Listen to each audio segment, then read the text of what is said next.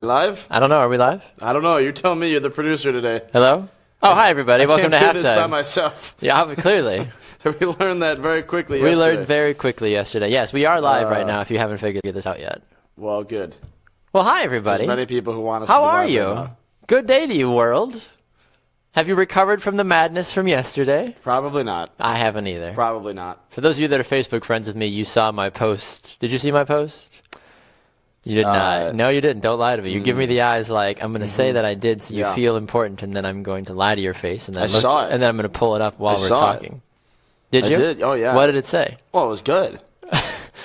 What was good about it? Oh, well, the parts where you talked about, the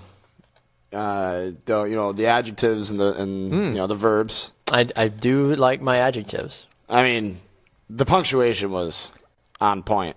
Some days. Not all days, but some Did you days. see what I did there? Aha. You thought you were clever, didn't you? There we go. Minute and 5 seconds. Someone's already left the set. We are off and running. Life is good. I think that's about all we need to do today. No, I think we've got some good stuff for you folks today. We've got two good correspondents. Tanner Burke has resumed back on the set. Good to see you again, Tanner. It's good to be here. Thank you for having me. You're welcome. Long-time listener, first-time caller. Oh, good. Well, we appreciate you taking the time. Yeah. What question do you have today for us? I have a question in regards to your Facebook post. Sure. Where'd you get your inspiration? My inspiration came from you, actually, Tanner. From me. From you. Wow. Yeah. Deep. Always. What else is going on? It's Thirsty Thursday, Tanner. That's what's going on. We're going to be joined by Peter Fiorentino and Christian Heimall here in just a little bit to hopefully inject a little bit of sanity into our madness. Yes. I'm not going to put much on it, though. On what? On them injecting sanity into our broadcasts. But we'll get to do them they in know? just a little bit. Tanner, do you want kids? Do you want babies? Someday, just not today. Well, I hope You not. could change my mind, though. Well, good. I hope so. You also like March Madness, of course, as well, too. Yes. Yes, I do. You're probably sitting there do. going, okay, we talked about babies, we talked about March Madness. Where are we going with this? Well, the reason I bring it up as part of our Thirsty Thursday segment, we always talk about some of the latest things that are making us thirsty. Right. Babies are thirsty for they? usually for milk. Okay. Gotta grow, gotta get big and strong. Yeah. March Madness fans are thirsty for the thrill of victory. Yeah. And the beer, of course. Yeah. So when you put this all together, you get this story that's out of Milwaukee, Wisconsin, actually, about Stop. babies picking brackets. Oh, come on. No, I promise you. They're probably all terrible and wrong. No, I don't think that's how it works, honestly. All terrible and wrong, I don't think so. Basically, though, when you think about it, here's the thing. Here's the big thing. Why are you giving me the eyes? You're giving me the eyes like you don't understand what I'm trying to do right now. I know what you're trying to do. What am I trying to do right I'm just trying to now? mess with you. Well, I can tell you I I'm don't about to play a think. video. Okay, how about we So play the that's video? cool. So you should go. There's a video. Yeah, I'm gonna play the video. You should go answer the door. Oh, there's somebody. Somebody at the door. I'm going to play the video. Check out this video here from Good Morning Maryland about this story here in Milwaukee about the baby brackets. Some cool and funny stuff here. 4:55, March Madness is in full swing, but sadly many of our brackets are busted. I think I'm in last place for the station. I one. saw that, I'm and I all had the to way smile at the a bottom. little bit. Yeah, thanks. Well, because I don't know anything about basketball, and I just guessed. Right, and and I was she's way doing ahead pretty. of me. I was doing she's pretty right well. up close to the top. But you might be surprised to know there's some babies in Wisconsin of all places. 1-year-olds, they're doing just fine. This is some serious March Madness for you. You may be adults scratching their heads out there, going mad, filling out those brackets, but toddlers just kind of sat around, calmly making their picks. We held up numbers like 1 versus 8. There we go, number 8. Good job. And we had them go through the numbers and pick which one they wanted. Okay, so here's the results. There's still 9 of these kids that do have a team. And look at, they're keeping track there. There's Jeffrey. They got a team in the Final Four. One bracket is perfect. That Come on. baby is beating you. Wow, by a lot. I think they all are. Well, they know more about basketball than me. I'll give them that. So they have an advantage. Well, there you go. There you go, Tanner Burke. How do you feel about yourself now? Good. I didn't see the video. You didn't see the video. Why did you not see the I video? was busy answering the door because people think the hours between 11 and 12 are good time to. Do they not Drop watch? off Do they not packages. understand that we have don't. things to do? We opened the door. He looked at the monitor in the back. He goes, "Brew Sports, nice." And I was like, "Yeah, get the out." Get out. What do you got there? You got a box. I got a box. Did somebody send us something? It's for Aaron, but I may open it. I'm gonna take a peek. I don't think you should. All right, fine. There was something else that came with it though. Was there? A beer. Oh, the guy was like, "Hey, Brew Sports, convenient. I have a beer for you." I was like, "Oh, all right." That would be a delivery service that I would get behind. A beer delivering door service. Like, I could go for a bottle of Guinness right now, but I'm stuck at my lowly desk job. I'm gonna call beer delivery. I don't know. Is that what you're gonna call it? No. Beer delivery. It's a working title. It's a working title. You know, like Harry's has the razors. Yeah. Like that's. I'm gonna call it Brew. Like, I don't think you can. Why don't you get on that beer delivery? Yeah. I'm gonna launch my handy dandy beer delivery app. It's like it's like straightforward. starting a car company and calling it Lyft. You never have any idea, right? Like, come up with a classier name like Uber. Like, make it foreign so people are like, ooh, does this? Uber. What is this? What is this Uber business? So Right we're not going to look service? in the box. I think Aaron says it's lights or something. It probably is. We probably need more lights to light our faces. Yeah, lights. And beer. What beer do you have? Tell me what you're drinking. This is kind of like the red carpet, but for beer. Tell us what are you drinking? Tanner, what are you drinking? Buzzard. It's an American IPA. I hate IPA. Okay. I gotta open it. Good stuff. Yeah, I'm gonna wait. No, it's fine. Totally fine. All right, people are already getting after us. So what are the bets on how soon the show goes off the rails? Patrick, I guess that's up to you. I feel like we need an official estimate to figure out it when we need a light when and we a go siren. off. Like we need like a siren, like doo doo doo doo. Like we need, yeah. We also don't have a theme song. We need a theme song. We played music on the morning brew this morning. Ours can be the entire soundtrack to Top Gun. I've never seen the movie. Never seen Top Gun. Baxter's never seen Top Gun. I've never seen. He's never seen Anchorman. He's never seen Anchorman. I have seen either. Anchorman. Right, okay. Good God. Actually, now that I think about it, maybe I have seen Top Gun with my parents back in the day. We used to watch all kinds of random. Don't lie to me. I have no idea. Jeff says define off the rails. I really have no idea. Devin says help. I'm stuck at work. I'm stuck at work. Sorry about that, Devin. I hope somebody saves you. I got to do this thing. You do your thing, and hopefully. It's even worse for Devin because he's stuck at work in Boston. Oh, Boston! Yeah. Talking about Tom Brady and the Patriots. I give him 5 seconds to type the word goat. Do it. It's gonna happen. He probably Do already did. it. He's just waiting for his Do page it. to load. Jeff apparently wants to know if I have to wait until. Oh, Aaron says, "Wow, this is getting personal." Jeff says, "Wait until Baxter asks if he's had a vasectomy." Have you had a vasectomy? No. Okay, there you go. You happy, Jeff? Gross. Takes a lot to phase us, I guess. Steven says, "What, Baxter?" Steve, your lights came. We had the box. Steve is watching. Show him the light box. Steve, we got your lights, Steve. check it out. Lights, What's in the Steve. box? Lights. They're Lights. here. Come get them. You can come on. You can come walk. If you're here, just come on in. Yeah, let's make a special guest. I think appearance. Steve should make a special guest appearance to claim his box of lights. You gotta, the rule is you have to bring Baxter a beer though. Yeah, it has to be a cider though. None of this Whatever. IPA dark So picky. lager This is crap. why we can't have nice things because you True. always have to get your ciders. Yeah. Kurt says, I love that. I love the look Tanner gives when Baxter gives answers like that. Which answer is that? When I said I've never seen Top Gun or what? I think so. That's the look. I guess so. Your phone is My blowing phone's up over blowing here. up. Should I answer? I don't want to answer my phone right now. That's too unprofessional. Are there people that are watching? No, it's my wife and my father and my soon-to-be stepmother coordinating babysitting plans. All right. So hopefully that works, because I'd like to go with my wife this Speaking of weekend. babies, did you hear the news? What's the news? There's pregnant? a baby that picked a bracket and it's perfect. Say what? Yeah, we should talk about that today. Let's talk about it. How perfect is your bracket? I wanted to compare my bracket to this baby's bracket. I'm in the 85th percentile. My bracket is not perfect. I'm ranked 2.8 million in the world. I I feel pretty good about okay. that, actually. don't know where I'm at, but I'm gonna pull it up and find out. Do it. I'm in the middle of the pack though, You're middle of the pack. at least in my dad's tournament. That's all that matters. Where's my bracket?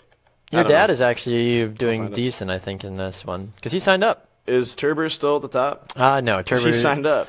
Turber went away. Turber Fun- is all the way down to 14th now. Ha! Suck Fun it, story. Turber. Where Fun- is Turber? We have yet to see Turber. We've yet to see Adam. We have yet to see. I think that's all Corey, people. I think Corey left me. No, Corey. He did the whole hashtag Milwaukee Babies. Did you miss Corey? Corey, you're here? Yeah, Corey's here. Hey! Corey! Oh, he is there. Okay. Yeah. Corey, I was worried. I haven't seen you in a couple days. I got scared. Yeah. I got scared. One other thing I want to Anyways. talk about. Yes. One other thing. What? Tell According me. to Bleacher Report and many other places, actually no, according to Ian Rappaport, free agent quarterback Johnny Manziel has been keeping a low profile as he trains to make a return to the NFL. Who has he been training with, you might ask? I'm glad you asked, Tanner. He's been training with the Saints head coach Sean Payton, which is rather interesting because last time I checked, Drew Brees is not going to be able to continue to throw for 6,000 yards and 8,700 touchdowns a season and still not make the playoffs or win more than 6 games for the Saints much longer. They're going to need a replacement. Johnny Manziel, the party boy, if you can't go to the Vegas with the Raiders, he's going to go to New Orleans. That makes more sense to me. Does Johnny Manziel have a future? Does he have a career? I don't care. Look at her. No? I love. You don't think so? Oh, my God. If you want to know what we're laughing at, our correspondent Christian is waiting ever so slightly there, just hanging out. Shaking his head. He's muted, but we can look at him right now, and he's just like, no.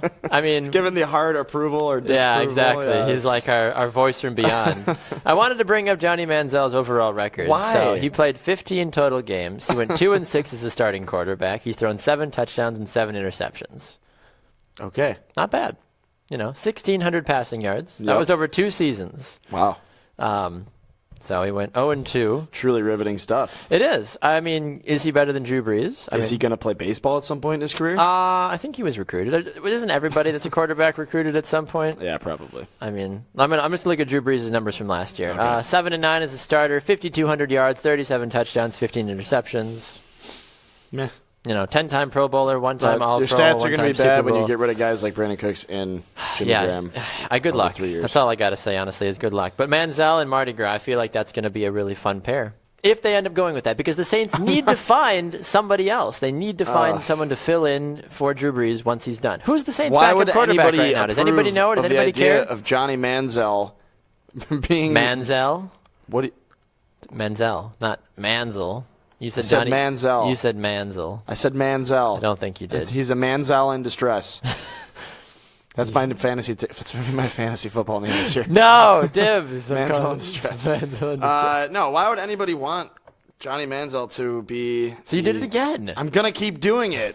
The MLS. I was just about to say the. Why would anybody want he who shall not be named to be the second coming of Drew Brees? That doesn't make sense. I think Johnny Manziel would be a fun. He almost would be like Broadway Joe. Like Broadway Joe was like partying up with the Jets in New York. You bring a partier like Johnny Football down to the big state of Louisiana. He's already from the South. He grew up in Texas. He knows the way. He's in SEC country. He's going to feel right at home. Trevor says, fun fact, Johnny Manziel's first career touchdown was at Ralph Wilson Stadium in Buffalo. He said he was there, not a happy memory. I bet that was kind of a good memory. Yeah, but I saw that. I remember seeing the also, play. Kyle Williams, 300-pound man, also sacked Johnny Manziel in the end zone for a safety, so it was great. Were you there as well? No. Oh. But I was like you don't get out watching very watching often. it on television. You were watching it on television. Yeah, it was probably my background on my computer for about a year and a half. Just Johnny Manziel getting sacked by a guy 4 times his size. I guess so. It was great. Aaron says Johnny will be back. He also says, is that like a half man, half gazelle, Johnny Manziel? A man gazelle? Half Giselle? That would be like a third then if you're throwing Giselle in there as well too. This isn't Stephon Gilmore's daughter's name. We don't have to get her involved as well too. All right, let's get some sanity into this program. Wait, real quick. What did you say? What did you say your rank was on your bracket? Me personally? Yeah, I am. No, not in the tournament. Overall. Oh, overall, Yeah. like on ESPN.com, I am 2.8 million. Oh. Overall. Oh. What are you? I don't want to say now. Are you better than me? No. I didn't think so. Way off. I'm in the 85th percentile. It's hard for me. I'm in the 28th percentile. Nearly had it. 13.5 million. Nearly had it. It's a lot of zeros. It is. Zeros. To put it into perspective, the Morning Brew host, Jamie Evers, is in the 99.6th percentile. Are you serious? She is first place overall.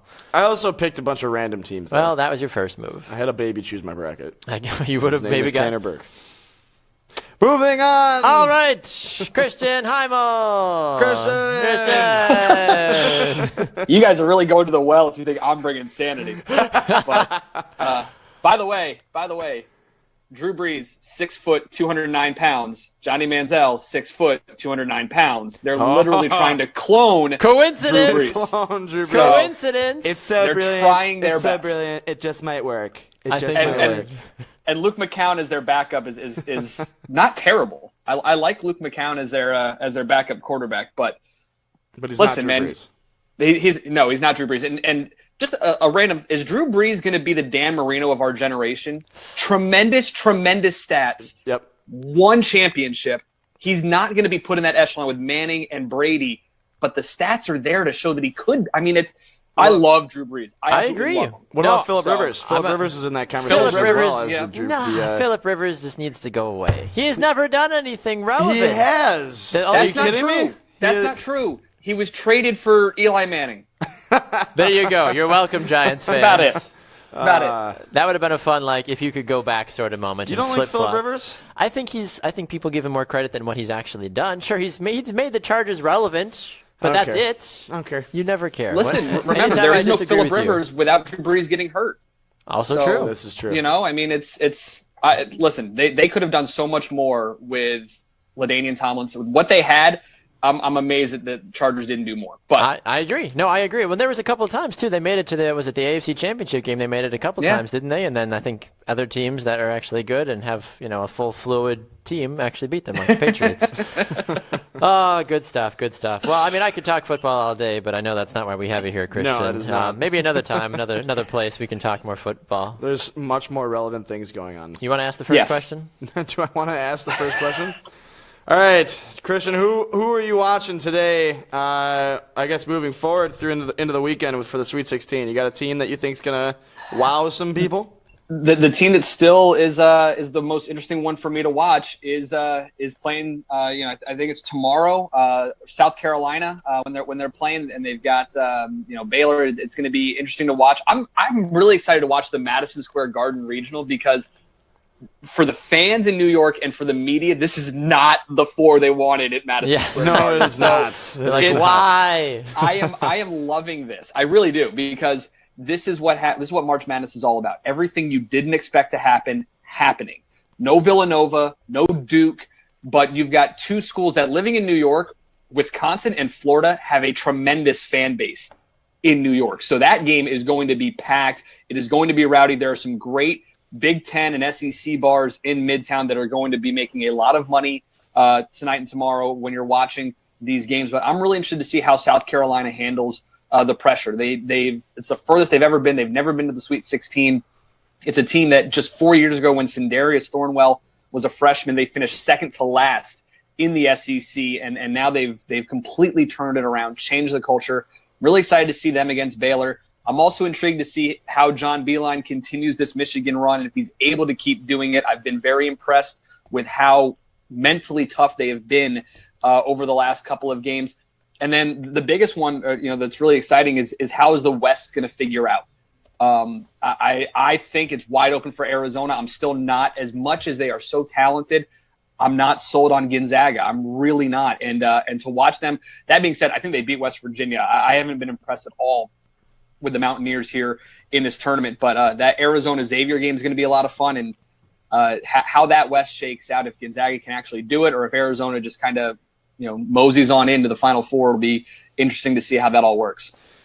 Looking at South Carolina, I mean, they took off my Marquette Golden Eagles, and seeing them go this far is probably a little bit of a relief for me, because it makes me feel like I didn't necessarily lose to a subpar team. But first off, I just have to say, Sindarius Thornwell.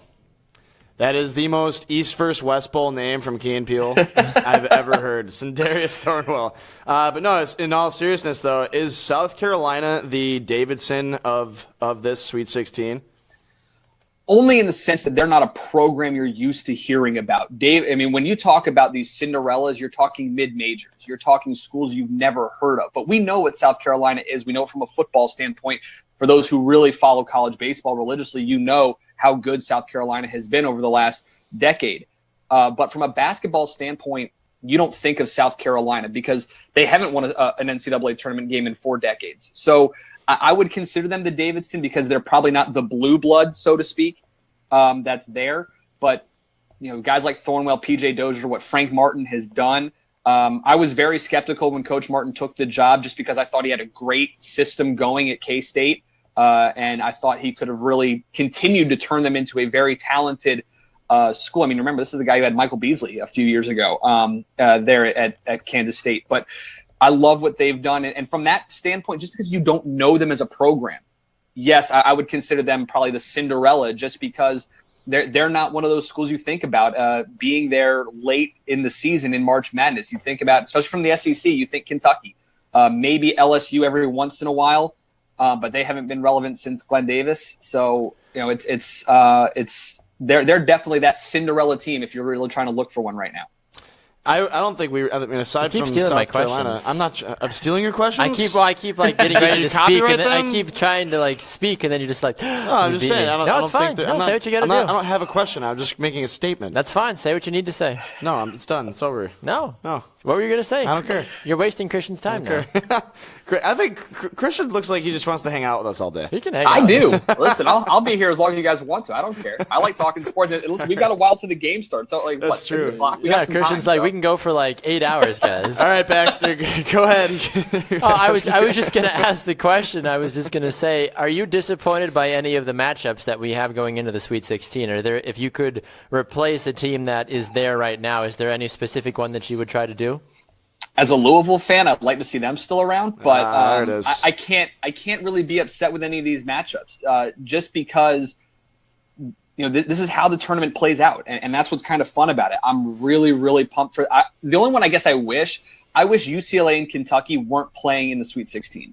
I just wish that this could be an Elite Eight or a Final Four game because these are two of the better teams left in the tournament. And if the seeding would have been appropriate, I thought this would have been a Final Four game, truthfully. I would have loved to have seen Kentucky as the number one seed in that league, in that region, and see what happens a little bit later. It's probably the only one I'm disappointed is because we're going to get such a great game, at this juncture in the tournament. But other than that, you look at them and it's just fun to watch contrasting styles. I mean, the one that really kind of intrigues me is Purdue against Kansas. Yes. I mean, Caleb Swanigan, who may be the most underrated player right now. Nobody's talking about Purdue or Xavier for that matter. But when you talk about Purdue, you talk about Caleb Swanigan, and him going up against Josh Jackson is going to be a lot of fun because my personal opinion, Josh Jackson is the number one overall pick, but that's just because I think if the Celtics end up with the number one pick, that's who they need more than a Markelle Fultz or Alonzo Ball. They need Josh Jackson. But having Kansas play Purdue and that matchup is going to be a lot of fun to watch.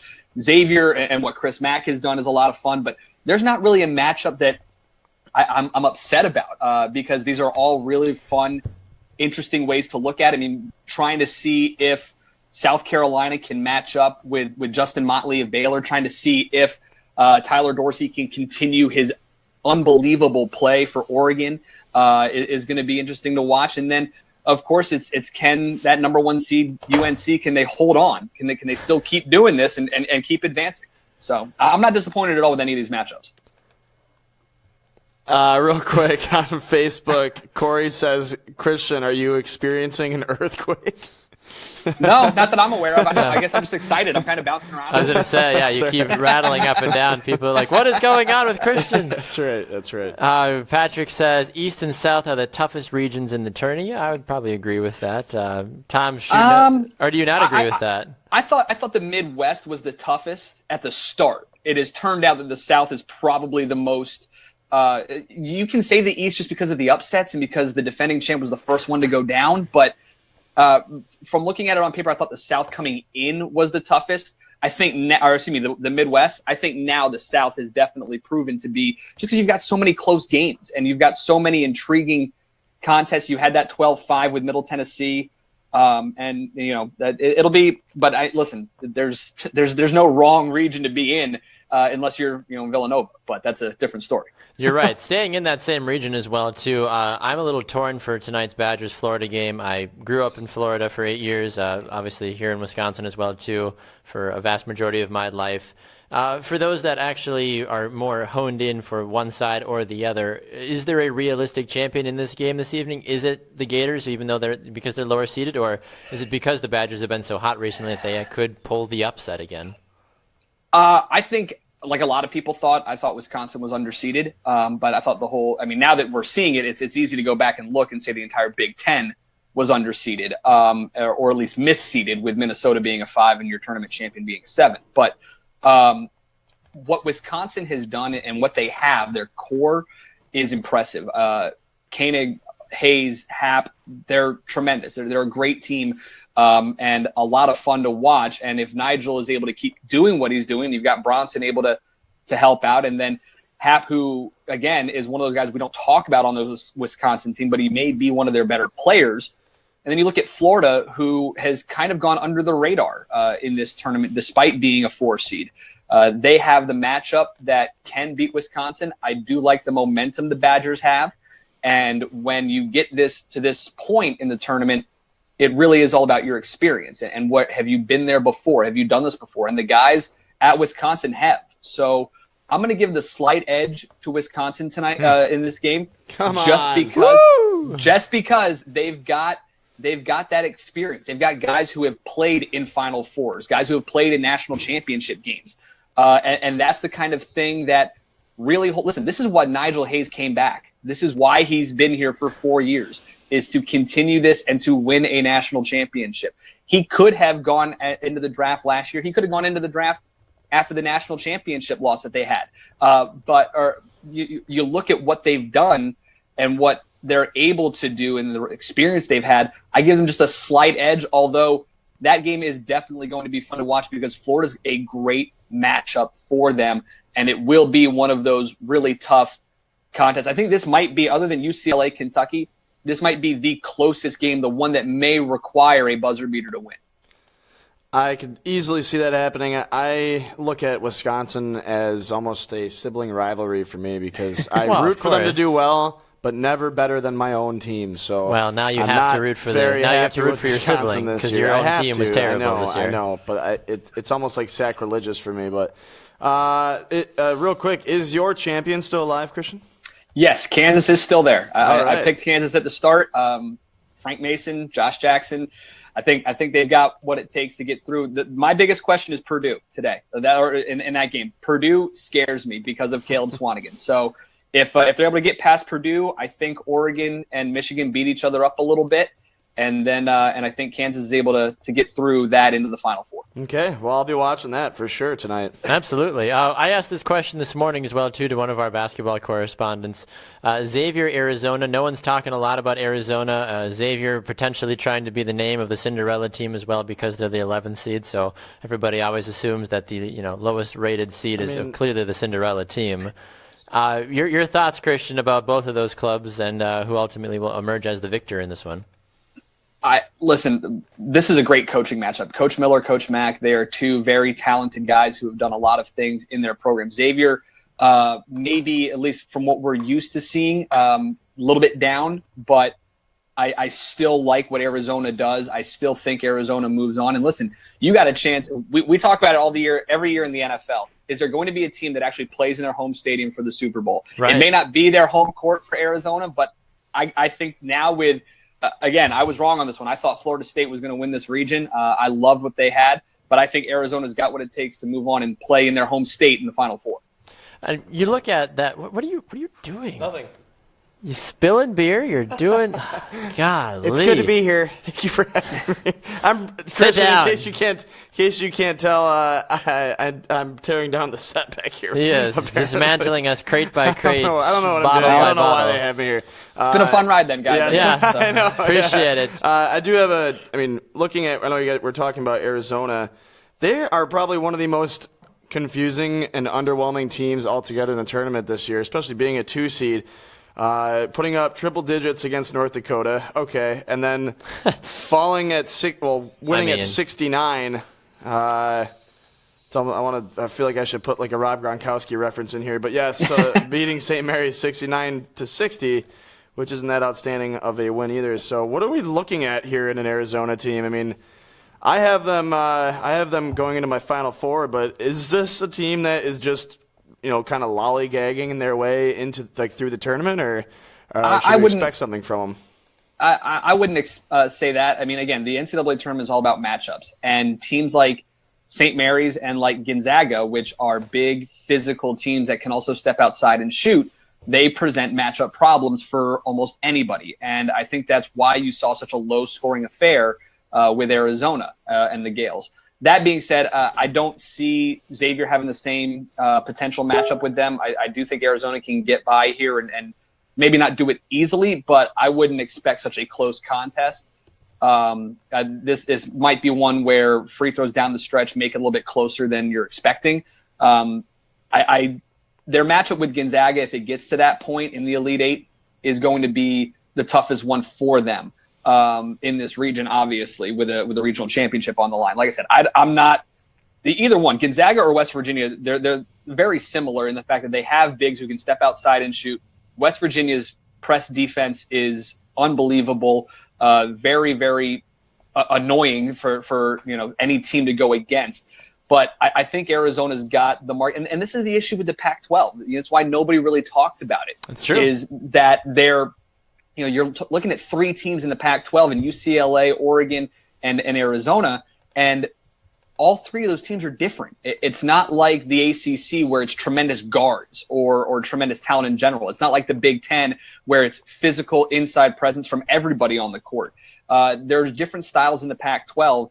And the way that Arizona moves on is by having to having the mental fortitude to get past them. And this is why the NCAA tournament and why college basketball is built on its coaches. And that's why I think Coach Miller is able to get past and able to do things, because he's done this before. He's gotten teams deep into the tournament.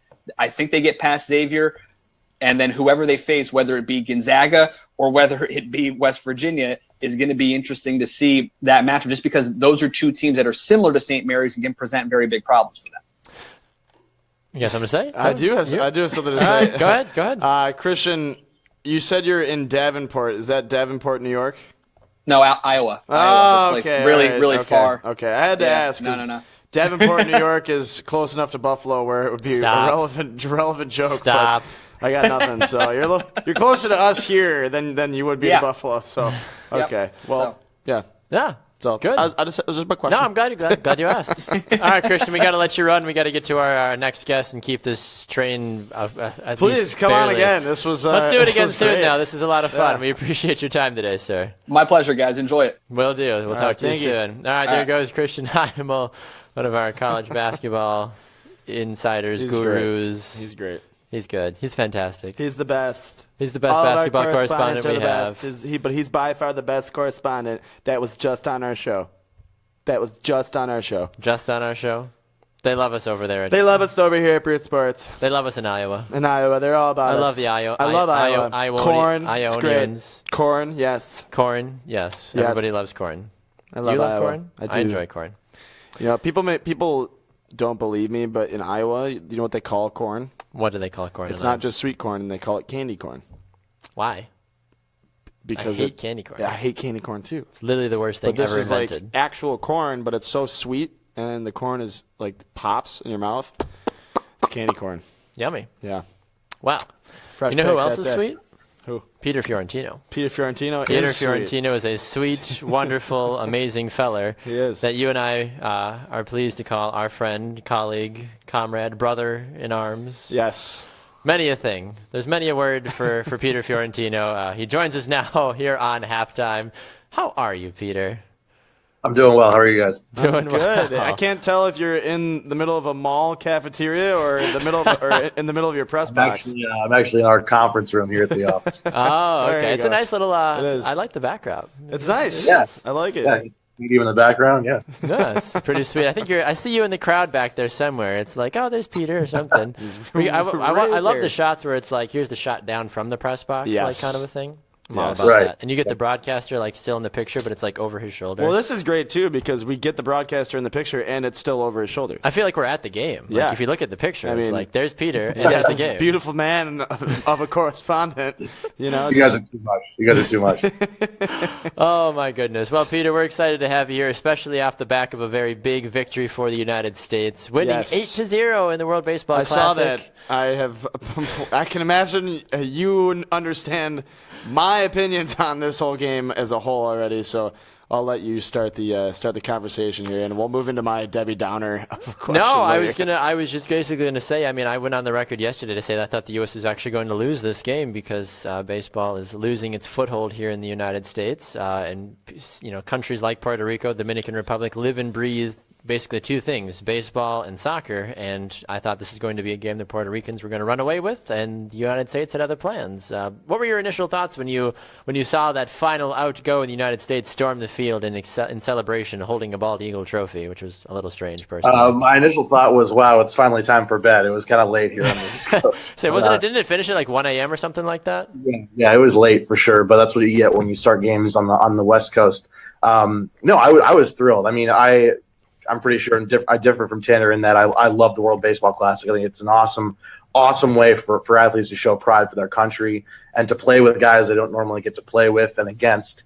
So my initial thoughts were I was elated. I was. Okay, so I get it. I understand the World Baseball Classic. It's good to have another international tournament, but are these players really putting themselves all out on the table for this tournament? I mean, they're about to start a long, grueling season, over 150 games. It's true. I mean, and who really cares about the World Baseball Classic, and is it just a glorified spring training tournament? The players care, Tanner, and I'll tell you why. I mean, when you say, are they really giving 100%? They are. I don't know if you saw, I referenced it in the show the other day when Javi Baez went for a slide at third base and did a swim move around the third baseman. They're really trying in this competition. And what I was also kind of relating a couple days ago was it adds an element of competition to hit the ground running before the season, before they actually get to play real games. I mean, during spring training, there's no competition at all. It's all about getting guys in, get one inning, a couple innings here and there. In the World Baseball Classic, I mean, you're playing for pride of country. And when you say something like just another international tournament, this is baseball's only international tournament. It's true. Baseball is going back into the Olympics in 2020 after a couple of years off, and this is the only international tournament for baseball players. So I think it's a really cool opportunity for guys to how do I put it? Relate with their country. Guys who are from the Netherlands, who play for the Netherlands, they don't usually get a chance to rep their country to show that pride, and so they get a chance to in the World Baseball Classic. I do agree with that point. I will say I like the idea that it gives smaller countries a chance to display their best baseball athletes. Right. To some of the worldwide scouts. Aaron on Facebook makes a good point, too. He's like, it was basically the United States versus the United States territory. So he's like, it didn't feel too different. That is a good point. I mean, it is, but it's a different country. It wasn't the United States versus the United States B. It was totally two separate entities. I understand they're under the same umbrella, but the United States and Canada share the same continent, but we're not going after, it wasn't North America 1 versus North America 2. I don't know. I guess I don't understand that. But do you agree with the comment that I made earlier, the fact that baseball almost seems to be dying more among Americans and it's much more popular now with the Hispanic countries? I don't. I just think that certain aspects of it are dying, especially on the youth side of things. You're seeing a lot more kids join travel teams and join these special all-star teams. The whole Little League model is diminishing because kids are trying to be more competitive. They all have all these kids on travel teams and club teams all have their private swing coaches and private pitching coaches, and they finally come together for one game a week. What I really liked about the World Baseball Classic was it had a very Miracle on Ice feel. It was a bunch of players who have not played together coming together and forming a team in 3 weeks. That had the chance to do that. So maybe the youth game is diminishing a little bit in the traditional sense, but I think that in the long run, it's good for baseball to have big tournaments like this, because it puts baseball at a center stage and really shows the marketability of the sport, which Major League Baseball struggles with. I just out of general curiosity, do you feel like the tournament would have been more successful from a ratings perspective had it been on an ESPN or an ABC or a network that people didn't have to pay a ton of money for, like being on the MLB network? Maybe, but I also think, when you're starting off a tournament like this, you can't just jump into the major networks. They have to see some kind of profit with it right away. And the fact that this World Baseball Classic tournament set a attendance record in the second round probably was a big red flag to networks like ESPN and Fox. Maybe we should carry this back in 2021 when it happens again. So So I think it just depends on what those networks see as a marketable sense. Can we sell advertisements? Can we sell corporate sponsorships and commercials for this many games? And I think they saw they can after this tournament. This being the first win for the United States in any World Baseball Classic, what does the win mean for the team from a player's perspective, and how will this help them moving forward into the actual regular season? Well, I think on an individual basis, I think it like I mentioned earlier, the competition is fantastic. I mean, to have a guy like Marcus Stroman go out there and throw 6 no-hit innings to go into the regular season like that, I mean, that's like almost mid-season form if you're throwing that well. So I think that the Blue Jays is kind of a glimpse of hope into their starting pitcher. Same with a couple of different of the individual players. It just gives them a sense of competition going into the season as opposed to just kind of the laid-back spring training feel. And then as far as the team goes, they don't get a chance to play with each other for another 4 years. So it's a chance for camaraderie. Maybe you see a couple more handshakes before the games when 2 teams in Major League Baseball play each other. But more than that, it's a sense of bragging rights for the United States for the win. One other question I had for you that has nothing to do with baseball. We were talking earlier in the show about Johnny Manziel coming back to the NFL, potentially signing with the New Orleans Saints. I don't know how well you know about Johnny football in terms of what he's been doing with his life recently, but do you feel like a move like that would be a potential replacement for a guy like Drew Brees? I'm sorry, man. Your audio cut out there. Can you repeat that? I was just saying, do you feel the fact that Johnny Manziel is potentially signing with the New Orleans Saints, as a possible backup for Drew Brees going forward, do you think that's a realistic option for the team? Yeah, I mean, why not? The thing is, Johnny Manziel has a lot of off the field attitude problems, and obviously he's been in the media. But I think the media has created a lot of that. I mean, I don't think it's so much as he's not a bad guy per se. He does some stupid things, but you got to remember at one point he was a tremendous athlete. So if he can return to form, I don't see why not. A couple of questions actually on Facebook specifically for you, Peter. David wants to know quickly. He said, how excited is Peter about the future of the U.S. team, considering they didn't have some of the big MLB stars like Mike Trout on this year's team? Oh my gosh, I'm pumped for 2021 because you saw guys like Mookie Betts, Mike Trout, Chris Sale, Max Scherzer, all these players, Bryce Harper, who didn't play for Team USA, and part of that could be because their Major League Baseball team restricts them from playing in outside tournaments, which is totally fine. But you got to wonder if for future contracts that these major leaguers sign, is one of the staples in the contract going to be I have to play the World Baseball Classic, or I want to be able to make that choice. Because once we see those guys hop in, it's going to be an incredible team for Team USA. Do you feel that there's any massive changes that need to come for the World Baseball Classic? Whether it's allowing teams, like you said, to release the players to be able to go and do something like this, or is it getting younger? Is it certain countries that weren't allowed to be there, or are we overall satisfied with what the team and not only the team, but overall satisfied with what the competition as a whole has been doing so far? I'm pretty happy with how the tournament ran this year. If I were to change a couple things, I guess I would want some more clarity, especially with the Olympics adding baseball back as a sport. I'd want to kind of know, is the Olympics aspect going to be strictly just amateurs and not professional baseball players? Is the World Baseball Classic reserved for Major League Baseball? Can they play in both? So I'd be kind of curious to see what they do with that. Other than that, though, I was pretty pleased with how the tournament ran. I know one of the biggest complaints on social media was on the East Coast that the game starting so late, but the game was played in Los Angeles, and you can't start a game in Los Angeles at 4 o'clock when everyone's at work. So it's a toss-up, maybe playing, kind of switching locations a few times, and who knows? We might see the World Baseball Classic final played, in Japan or the Dominican or maybe even Puerto Rico.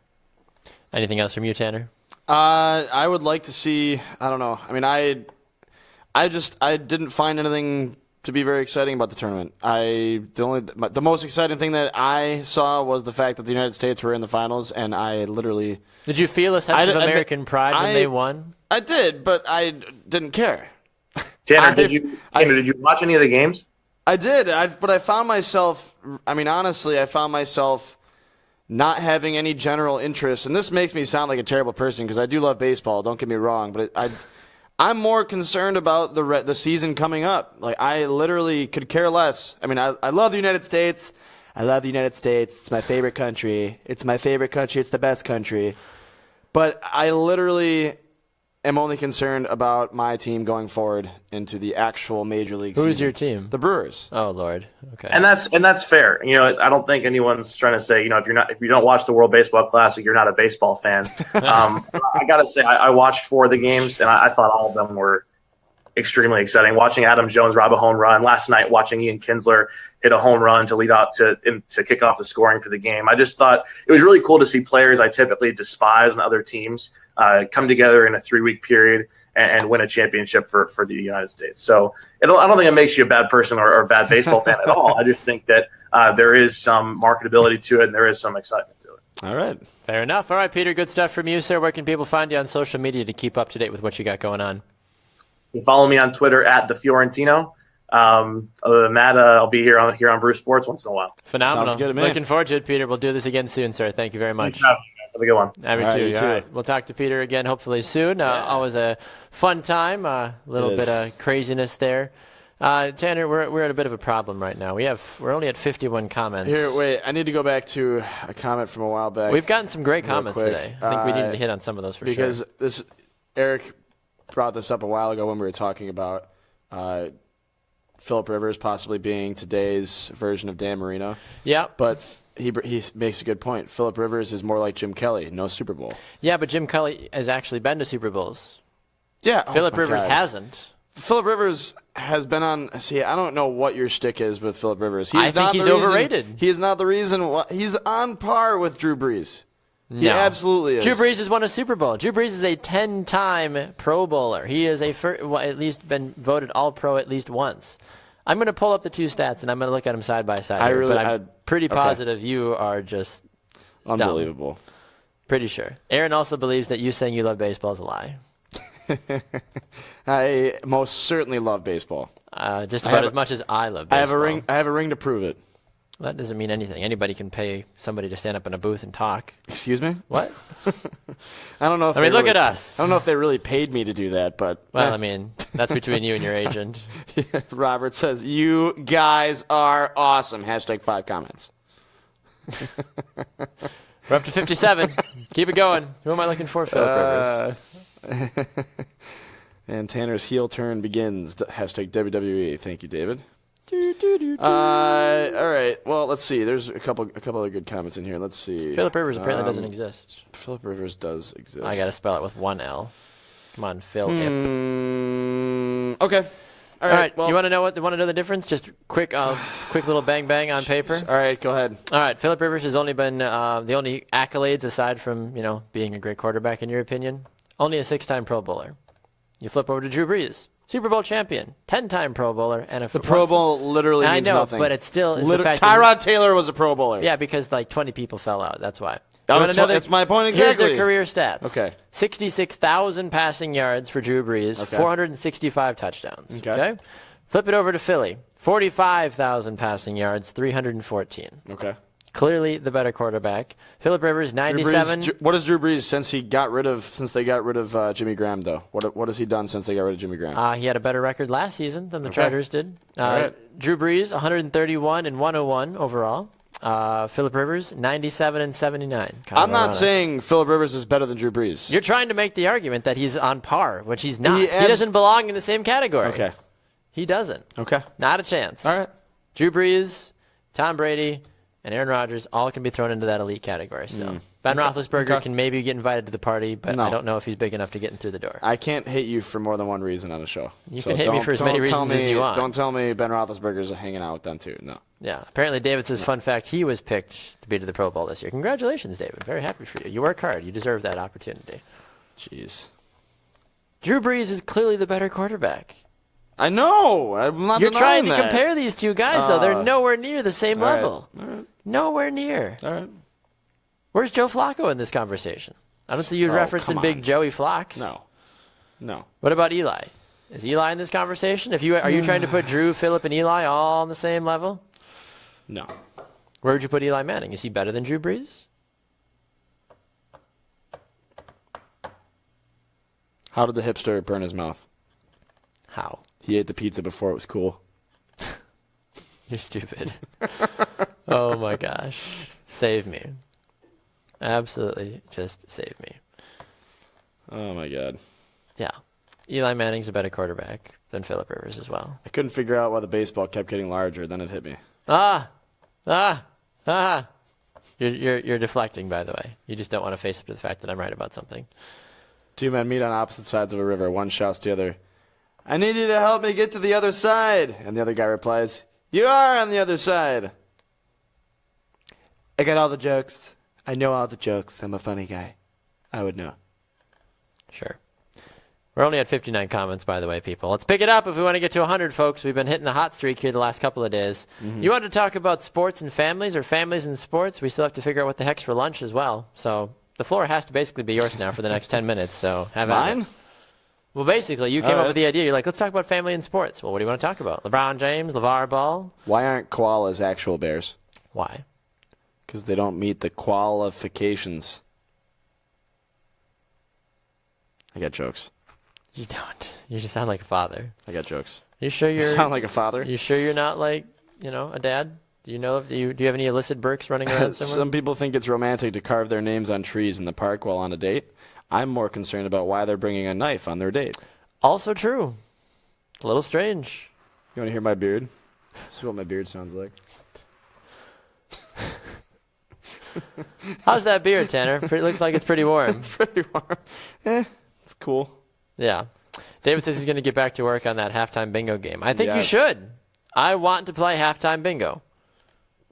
What else? I'm out of good jokes. Yeah, talk about sports. Good God. All right, families and sports. I want to talk about it. Do you actually, though? Because, you don't have to. No, I do. I love the concept because, the reason I'm bringing up families and sports is because the whole LeVar Ball thing. Of course. And how all the brothers, all the siblings are now going to be going to UCLA, whatever. It almost gives, if somebody succeeds, it almost gives everybody else an easier road to success. Does it? So, Archie Manning. I was just about to say the Manning family. The Manning family is probably the most notable. Archie Manning was successful. Right. Aside from the fact of having all of the connections for trainers and programs and stuff like that, that makes it easier in and of itself. But Peyton Manning comes in, and he's very good. Yes. Eli Manning comes out, and he's not so good. He's decent. He's okay. Two-time Super He's Bowl in the winner. Joe Flacco category. He's better than Joe serious? Flacco. Yes. Oh my God. Eli's better than Joe Flacco any day. This is unbelievable. Do you know anything about football? I do. Okay. I know a lot about This football. is why you'll never be on the Pick Six with me. Anyways, so the Mannings, we saw how Eli comes out. We saw how well you show hosting went yesterday anyway, so that's probably why. My point being, Eli had an easier road because of his brother. But I love the idea of brothers playing against each other. Okay. Now, Peyton definitely has the upper hand when it comes to the record against his brother. Okay. But I want to know what that's like. Let me just go over some names. The Harbaughs, John and Jim played each other in a Super Bowl. Well, they didn't play. They were coaching. I was going to say. Wasn't that the Super Bowl where the lights went out? Yeah. Weird. Mysteriously. Weird. There was a Super Bowl on the line. Do they meet up for Thanksgiving dinner with their family? And 100%. Was it John? Where's the ring? Yeah, John won. I would wear my ring. Be like, how's everybody doing? Tapping it on his drink. Yeah. Jim, how's it going over there? How's Michigan? Good?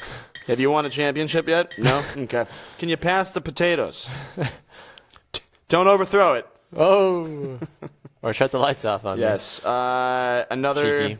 notable matchup would be the Williams sisters. Serena and Venus. Serena and Venus, they've played each other like a billion times. And Serena's clearly the better athlete. But Venus is also one of the best in the world. It's true, but she's not the best. But she's not better than her sister. True. For the hockey fans out there, the Hull brothers, the Hulls. The who? Bobby and Dennis were brothers, and they played in the NHL for years. Okay. And Brett is Bobby's son, and Brett Hull scored the debatable goal in 1998, 1999 when the Sabres played the Dallas Stars in the Stanley Cup Finals. Game 6, foot in the crease.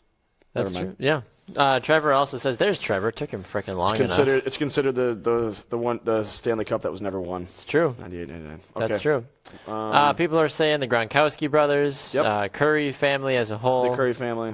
Trevor says Cooper Manning couldn't play football due to a health condition. I believe that you're correct about that. He's the oldest. He's not. Peyton is not the oldest Manning brother. True. I'm trying to think if there's any other ones. I mean, the Griffeys, Papa Griffey and Ken Griffey. Yes. That was a big deal. The stalls. The Bonds. There's like 100 Wasn't there a stalls in the Bonds NHL. as well too. Didn't Barry have a Apparently, there's so many stalls in the NHL that there's a Stall Brothers drinking game. Makes sense. So we could play that one day. I don't like hockey, so no. A couple of the brothers played with each other on the same team. So I always find that fun. I kind of feel bad. I'm too old to ever have played any sports with my brothers. Eric, Mark, Jordan, and Jared Stahl, all NHL players. That's insane to me. Good for them. All right, here's another notable family. Hit it. The Ryans. Are they notable or are they just known? Well, they're notable because of their father. And they are highly touted on the defensive side of the ball because of their father. Right. Not because of their statistics, because their NFL career has basically atrocious. Fizzed out. Like the show, equivalent of our show, basically. Coach the defense. It's true. And I do still want to sit down and have a beer with these guys, though, Rex and Rob. I bet they would be hilarious. Good stuff. Good times. Love them. The Twins, Rex and Rob, coached against each other in opening week of 2011. Yep.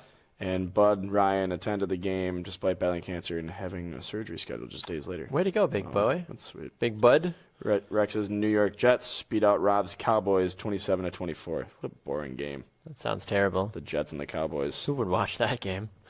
No, thank you. Anywho. A couple other things I wanted to get back to here in terms of comments. Robert asked the question. He said, I was wondering why the World Baseball Classic wasn't televised on national networks like Fox. I don't know if... Did we not talk about that? I thought we had hit on that at some point, but maybe not. The reason for it is the fact that national networks like Fox don't want to invest the money in this yet because they want to see if it's a sustainable model for being able to put money into, basically. So that's why the MLB network had it. So once they realize that they can get the money, they will go from there. Money. You know all about the money? I know all about the money. Kurt says the Matthew brothers, Clay and Casey. Yeah, Casey pretended to have a career, but he just had the long hair, so he just rolled that one. LeVar Ball. Trevor says Martellus and Michael Bennett. Yes. Tom says the Burke brothers. Yes. Yeah. David says you don't like hockey. I hope Jamie throws a potato at you backs.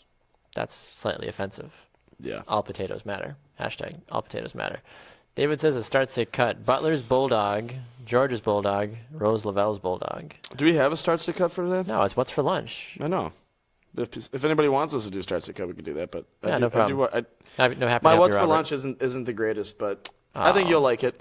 I mean, if we want to, we'll leave the floor open here for like a minute and a half. If people want to throw any sort of a start-sit cut at us, I'm happy to jump on that board. Okay, so while I'm telling you what's for lunch, why don't they give us some ideas for start-sit Tanner's going to tell us what's for lunch. If you have any start-sit cuts for us, we'll talk about those right after he's telling us what's for lunch. So hit us with what's for lunch, big boy.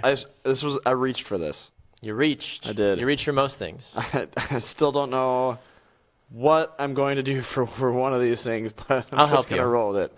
I like what you're serving today, so I will help you. Apparently Baxter's a soup guy. Love soup. So Soupaholic. I'm going to make soup today for lunch, and I'm going to make the probably the most popular, or at least the most recognized split soup. pea? No.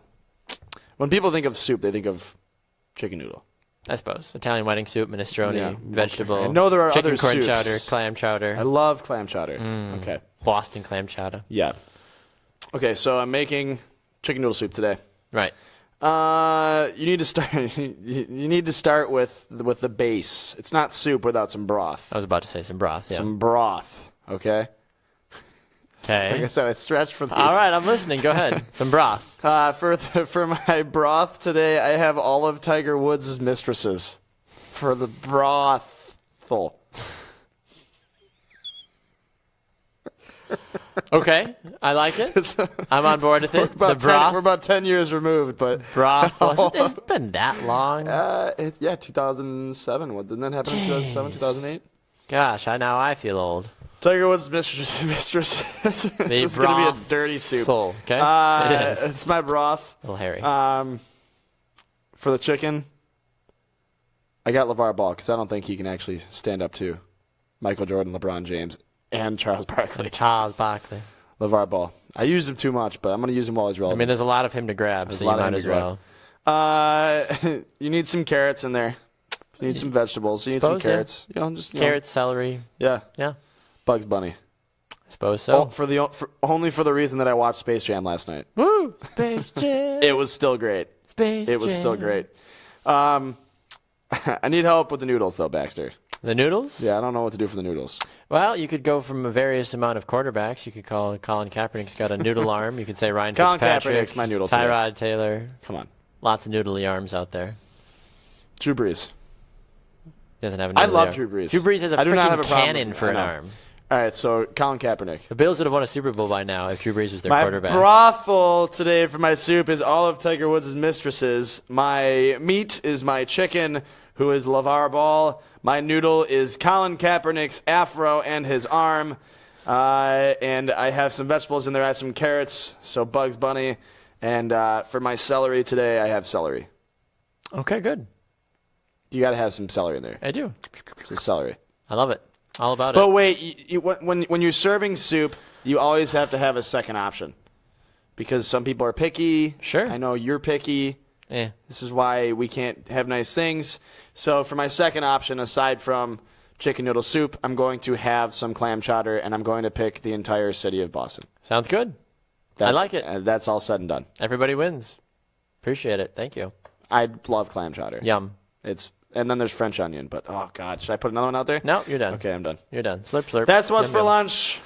Huzzah. I don't think people understand how start, sit, cut works because they're all giving us start, sit, cuts. They're like, I would start this, I would sit this, I would cut that. That's not how it works. Give us topics. You give us the 3 topics, and then we would then start, sit, and cut them. Start spring, sit winter, and cut Brussels sprouts. Unbelievable. Start peanut butter and jam, sit peanut butter and jelly with chunks, cut peanut butter and mayonnaise. Eric says connection is terrible today, eh? I didn't think so. Is it? I mean, maybe. Maybe it's you. I don't know. We are a little fidgety frozen on our end here, so I guess it must be that time. The powers that be are telling us to get off the air. Tanner. Are there not any good start sit cuts out there? I guess not. Cut for Tanner. Ooh, start sit cut. This is just me on the spot. Go ahead. Okay. Start sit cut. Grape jelly. Strawberry jelly. Raspberry jelly. And raspberry, yes. I'm going to rule out the fact that you can do preservatives, jelly, and jam. Sure. I would always go preservatives because they're way better.